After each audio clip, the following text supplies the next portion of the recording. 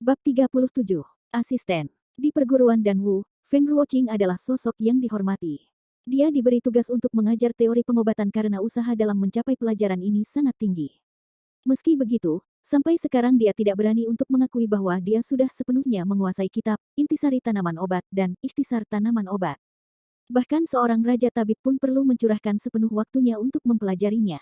Sekarang si berandalan Ye Yuan, yang bahkan belum bisa dianggap sebagai murid ilmu pengobatan, berani mengatakan kalau kitab intisari tanaman obat ini gampang. Sungguh kalimatnya membuat telah mempermalukan kerja keras Feng Ruoqing selama ini. Ye Yuan sepertinya tidak paham dengan maksud perkataan Feng Ruoqing karena dia masih menjawab guru perempuan itu dengan enteng. Ya, bahkan terlalu gampang. Si penulis kitab tidak melakukan pengamatan dengan cermat. Dia juga tidak belajar dengan baik. Semua murid yang melihat ke arah Ye Yuan ingin sekali menyaksikan kesialan Ye Yuan hari ini. Mereka menantikan bagaimana guru Feng Ruoqing akan menghukum si anak nakal, karena mereka merasa tertipu oleh Ye Yuan dalam taruhan pil energi murni Qi. Mereka akan sangat senang melihat Ye Yuan dihukum hari ini. Selama pertarungan maut berlangsung, Ye Yuan banyak menunjukkan kehebatannya sehingga banyak orang yang berpikir bahwa Ye Yuan sekarang sudah berubah. Namun, melihat tingkah laku Ye Yuan saat ini, sepertinya Ye Yuan tidak berubah sama sekali. Masih suka bersikap masa bodoh dan ceroboh. Bagus. Feng Ruoqing mengatakan, bagus 2 kali. Itu berarti dia benar-benar marah. Aku ingin melihat seberapa gampang intisari tanaman obat ini buatmu. Aku akan bertanya. Jika kamu bisa menjawab pertanyaanku, kamu boleh tidur di kelas. Tapi, jika kamu tidak bisa menjawab, aku ingin kamu menulis ulang kitab itu sebanyak 100 kali. Orang-orang menganggap Ye Yuan pasti sudah akan mati karena berani membuat Feng Ruoqing marah. Kemampuan bertarungnya memang hebat, namun dalam hal ilmu pengobatan kemampuan Ye Yuan tidaklah seberapa. Jadi dia tidak akan berhasil menjawab pertanyaan-pertanyaan dari seorang tabib besar kelas menengah seperti Feng Ruoqing. Ye Yuan bernapas lega.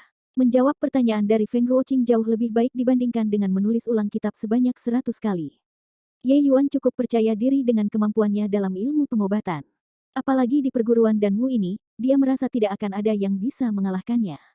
Kedengarannya bagus. Guru Feng, cepat berikan pertanyaan-pertanyaan Anda. Melihat Ye Yuan yang tidak sabar, Feng Ruoqing terpatik amarahnya. Dia berniat untuk membuat Ye Yuan menangis dan minta maaf padanya. Feng Ruoqing mulai terlihat serius. Pertanyaan pertama, tanaman obat apa yang dipakai untuk meracik pil pemulih kekuatan? Dan sebutkan langkah-langkah yang diperlukan untuk meracik obat itu. Pertanyaan ini diucapkan sekali tanpa jeda. Feng Ruoqing melihat Ye Yuan dengan pandangan dingin. Murid yang lainnya juga melihat ke arah Ye Yuan, menyaksikan kemalangannya. Mereka tahu bahwa Ye Yuan akan mempermalukan dirinya. Pil pemulih kekuatan termasuk kategori pil obat kualitas tinggi tingkat pertama. Pil ini dipakai oleh para petarung bela diri untuk memulihkan energi murninya. Hanya murid ilmu pengobatan tingkat tinggi yang bisa membuat pil tersebut. Bagi Ye Yuan yang tidak ada apa-apanya dalam ilmu pengobatan, pertanyaan yang dilontarkan Feng Ruoqing pastinya susah. Di antara banyak murid, hanya sedikit yang bisa meracik pil ini.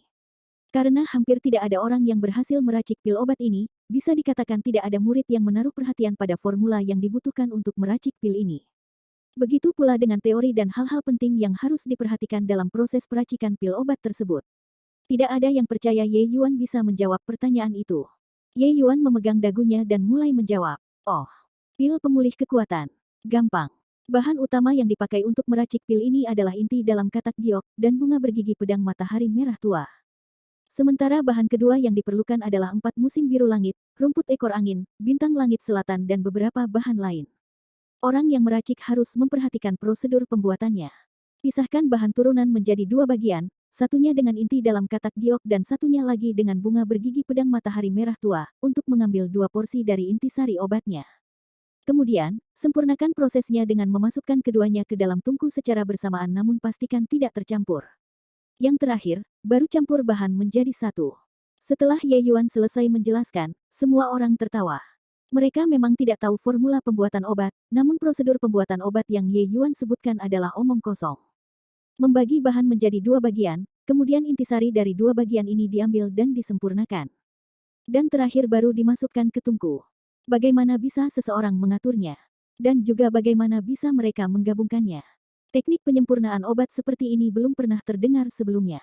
Semua orang mengira bahwa Ye Yuan tidak tahu apa-apa dan hanya berniat untuk menipu Feng Ruoqing. Berani-beraninya dia mempermainkan guru Feng. 100 kali. Oh, 100 kali. Siapa yang berani menipu kami dengan pil energi murni Qi? Pantas mendapatkan hukuman macam ini. Dalam hati para murid mengharapkan Ye Yuan mendapatkan hukuman menyalin 100 kali. Semua orang tertawa sehingga mereka tidak mendengar peringatan Guru Feng Ruoqing. Raut wajah Guru Feng menunjukkan kalau dia sedang berpikir keras. Setiap orang mendadak menjadi bingung dan menduga bahwa Ye Yuan berhasil menipu Guru Feng. Oh, maksudmu adalah teknik pemisahan aliran Yin dan Yang? Feng Ruoqing bertanya. Ye Yuan tersenyum sambil berkata, Guru Feng memang cerdik sampai bisa tahu teknik pemisahan aliran Yin dan Yang. Sebelumnya, Ye Yuan sudah melakukan pengamatan mengenai teknik-teknik penyempurnaan pil obat yang dipakai di perguruan dan Wu. Teknik pemisahan aliran Yin yang termasuk teknik yang tidak jelas dan tidak diketahui banyak orang. Dikatakan tidak jelas karena teknik ini sangat susah untuk dipelajari dan kebanyakan orang tidak bisa. Mengendalikan dua jenis intisari obat dalam tungku pembuatan pil obat tidaklah gampang. Seseorang dituntut untuk memiliki konsentrasi tinggi supaya dua jenis intisari ini tidak bercampur. Dan lagi energi murni yang dipakai dalam konsentrasi ini harus seimbang. Hal ini membuat tingkat kesulitan teknik ini tidak terbayangkan. Tidak mungkin menguasai teknik ini tanpa sebelumnya berlatih dengan keras dan berulang kali memiliki pengalaman membuatnya. Bagi Ye Yuan, teknik ini sama sekali tidak sulit. Dia bahkan bisa menguasai berbagai macam teknik penyulingan obat yang 100 kali atau bahkan 1000 kali lebih susah daripada proses pembuatan pil pemulih kekuatan. Apakah teknik pemisah aliran Yin yang ini juga berlaku dalam membuat pil pemulih kekuatan 2 putaran Qi? Feng Ruoqing yang tadinya bersikap dingin dan angkuh sekarang terlihat seperti seorang murid yang haus akan ilmu. Semua orang yang melihatnya kaget bukan kepalang. Apakah mungkin jika Ye Yuan juga pandai dalam ilmu pengobatan? Yang dia katakan barusan tidak diketahui oleh semua murid yang ada di kelas ini. Tentu saja bisa. Hanya saja bahan-bahan yang diperlukan untuk meracik pil pemulih kekuatan 2 putaran Qi lebih rumit. Tapi prinsipnya tetap sama. Teknik pemisah aliran Yin yang cocok dipakai untuk membuatnya. Kata-kata Ye Yuan mengalir dengan lancar seolah-olah sekarang dia adalah guru sedang Feng Ruoqing adalah seorang murid. Mata Feng Ruoqing berbinar. Dia berbicara pada dirinya sendiri. Kenapa itu tidak sampai kepikiran olehku? Petik 2. Pil pemulih kekuatan 2 putaran Qi adalah pil obat jenis kualitas tinggi tingkat 2 dalam ranah pil pengobatan. Sekarang, Feng Ruoqing berada di tingkatan kelas menengah sebagai tabib besar, sementara kekuatan jiwanya berada di antara kelas menengah dan atas. Kurang sedikit lagi dia bisa mencapai tingkat lebih tinggi dari statusnya sekarang jika dia bisa menguasai ilmu penyempurnaan pembuatan pil obat yang selama ini menjadi hambatan baginya. Teknik pemisah aliran Yin yang bisa meringankan beban pada kekuatan jiwa yang kurang dan lemah karena memisah porsi bahan menjadi 2 bagian kecil. Cara ini lebih gampang dilakukan daripada menyatukan semua bahan menjadi satu porsi besar. Hanya saja, seorang pembuat obat dituntut memiliki kemampuan untuk mengontrol energinya dengan baik selama proses berlangsung. Selain itu, teknik pemisah aliran Yin yang juga punya keuntungan lain yakni membuat khasiat bisa dimaksimalkan hingga tingkatan tinggi. Ini akan membuat pil yang dihasilkan juga berkualitas tinggi. Para pembuat pil yang mampu menggunakan teknik pemisah aliran Yin yang akan menghasilkan pil dengan kualitas tinggi dibanding dengan seseorang yang tidak menggunakan teknik ini meski tingkatan mereka sama. Sebenarnya para tabib pembuat pil sudah cukup mempelajari teknik penyempurnaan konvensional. Mempelajari teknik pemisah aliran Yin yang hanya akan menambah kesulitan. Meski bisa dibilang teknik ini sangat bagus, hanya sedikit orang yang mampu menguasainya. Guru Feng. Karena aku sudah menjawab pertanyaanmu, bisakah aku tidur sekarang? Lihatlah mejaku ini. Ye Yuan berkata dengan wajah polos. Dasar. Feng Ruoqing tidak menduga kalau Ye Yuan masih ingat untuk tidur. Amarahnya yang sudah mereda kembali muncul lagi.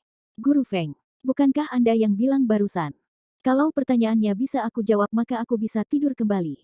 Aku tahu ini sangat tidak sopan, tapi aku benar-benar lelah saat ini. Raut wajah Ye Yuan terlihat sangat kelelahan. Feng Ruoqing melihat lingkar mata Ye Yuan yang menghitam. Ye Yuan tidak berbohong. Dia heran apa yang telah dilakukan oleh Ye Yuan kemarin. Meski dia bertarung dalam pertarungan maut, dia seharusnya tidak selelah ini. Apa aku tadi memang bilang begitu? Feng Ruoqing mengedipkan matanya, sambil memandangi setiap siswa dengan tatapan mengancam. Apa aku tadi memang bilang begitu? Meski pertanyaan ini tidak masuk akal karena jelas-jelas tadi Feng Ruoqing mengatakan hal yang ditanyakan Ye Yuan, semua murid hanya diam membatu tidak berani menyalahkan. Kecantikan Feng Ruoqing benar-benar membuat mereka terpesona. Bilang apa ya? Aku tidak mendengar apapun. Iya benar. Tidak mungkin Guru Feng mengatakan hal seperti itu. Ye Yuan kalah. Saat ini, dia benar-benar ingin tidur. Guru Feng. Kamu bisa tidur lagi tapi ada satu hal yang harus kamu lakukan. Ternyata alasannya ada di sini. Satu atau banyak tak masalah bagiku, jawab Ye Yuan. Bagus. Aku perlu satu murid sebagai asisten. Aku menawari posisi itu padamu. Semua murid menjadi diam membatu sekali lagi. Mereka semua iri tidak mendapatkan kesempatan seperti Ye Yuan. Wash. Dengan menggunakan jurus penghilang tubuh, Ye Yuan menghilang, dan tinggal suaranya yang terdengar. Tidak masalah.